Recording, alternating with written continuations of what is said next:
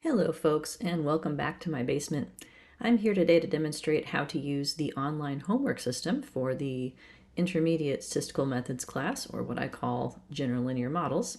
I have updated our course website to have an active link to the homework system, so this is where each of us will start. That opens to a page that looks like this.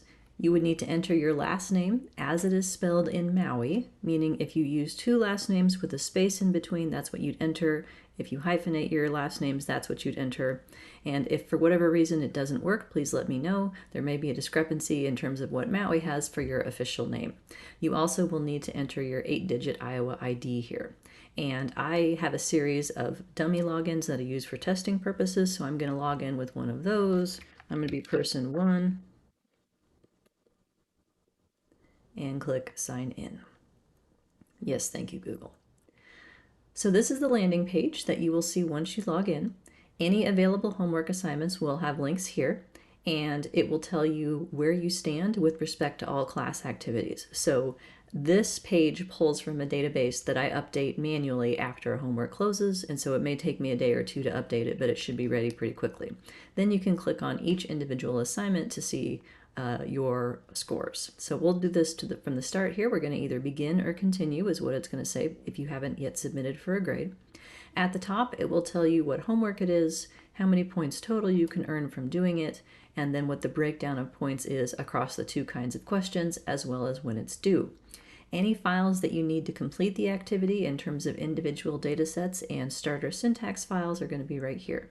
So for computational questions like this, as you can see, it's going to take numeric input to the level of precision as specified in the instruction. So it's 0.01 in most cases.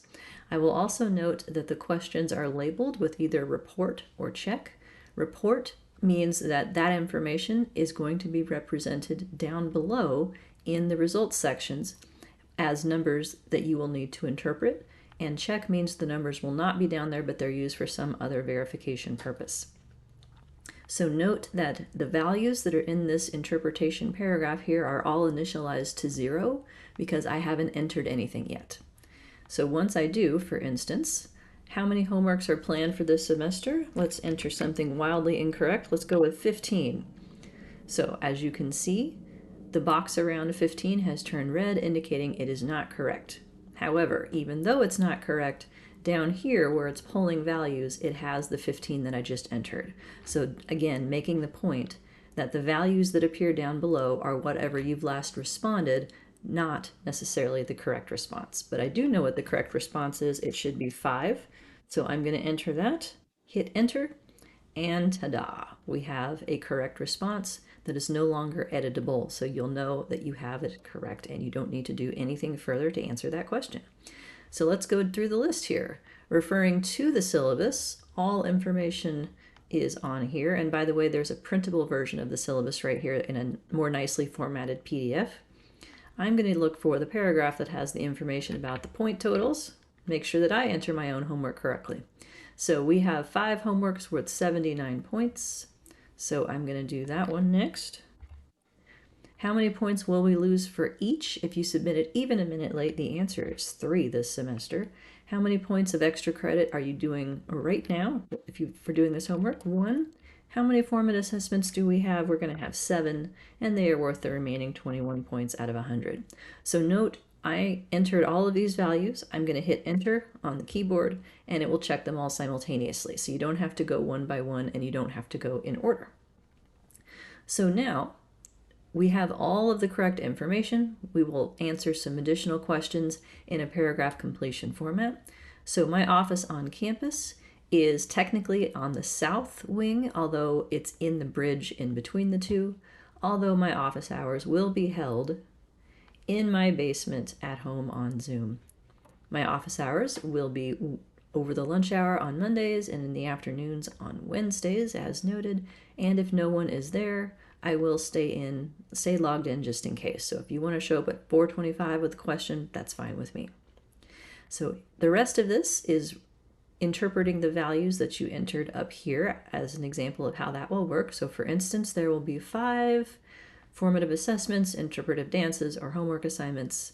I'm not going to make anyone dance this semester. So it will be homework, and the other 7 are formative assessments. So these ones you will need to manually save by scrolling to the end of the page and hitting the button check and save your answers. So at this point, if you were to exit this web page and log back in at some later point, all of your work would be saved and you would be able to pick up right where you left off. So let's keep going. In section 2 here, so this would be results from a different model with a different set of instructions, for instance. How many regular classes are we currently scheduled to meet on Zoom? The answer is 1. And how many classes are we scheduled not to meet at all? The answer is also 1. That is the Thursday before Thanksgiving. There are 2 classes in October that are listed as office hours only, but we will have class or have a session in person that one can attend. So there's only one day that no one will be there at all. And then we may also have some standard multiple choice questions. So I have a couple examples of those. This class will use Stata software, which is available for free only on the virtual desktop. You have to purchase a copy if you wanted to install it on a local device. So I'm going to answer that. In contrast, our software is on the virtual desktop, although I wouldn't bother to use it there because it runs much more slowly, and you can put it on your own computer. So I'm going to select both 1 and 3. And then last but not least, I intend for this class to be challenging, but in a good way. So I've answered all the questions. I'm going to hit check and save. Scroll through here. It will tell me when all the computational questions are correct, but remind me that I need to actually submit in order to get feedback on the others. So I'm going to click the Submit Final Answers button. And note what happens. All of the former drop-down menus are now gone. That way you can just read through your paragraph without distraction. If you are unhappy with one of these answers and you'd like to go back and change it, there is a button for that. So if you click Go Back and Change Something, then the fields are editable again and you can change your answers and resave your work. So let's say that I did that. I hit Submit Final Answers. You are not done yet. There's one more step to make sure that you really intended to submit and you're not doing it by accident. I want you to enter your 8-digit ID one more time. So I will do that for my fake person and then hit Submit. So at this point, the page looks like this. There's no feedback given on the multiple choice questions. At the bottom, it does tell you that your work has been submitted and when you'll be able to see your scores. So now if I go back to the main page, my button says View Submitted Answers rather than Begin or Continue. And to show you what it will look like after the due date for a homework has passed, I did a second instance of this so I can point out what the feedback will look like afterwards. So the computational answers that you already got correct will remain in green. In the paragraph completion results sections, any incorrect answers are going to be shown in red italics like this. Office hours will not be at Chipotle. And what the answer should have been is in standard green text instead.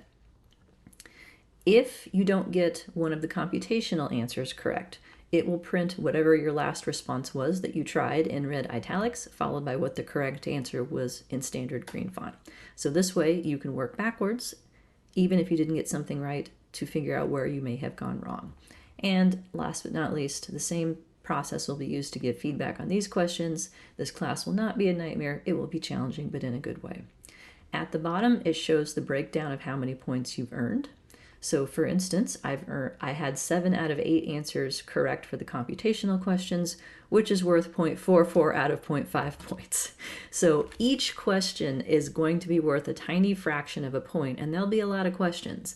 That means if you don't have everything answered, it's okay. You can submit it incomplete. And if you're only missing 1 or 2 questions, that would probably be a better strategy because if you submit late, you get a full 3-point deduction. So it would be better to take the hit on a couple of missing questions than to take the full 3-point deduction for submitting the whole thing late.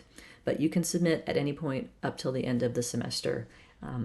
I do accept late submissions in that. So there it is. Please let me know if you run into any problems using this. Otherwise, I hope it will help. So thanks for tuning in, and I hope to see everyone next week.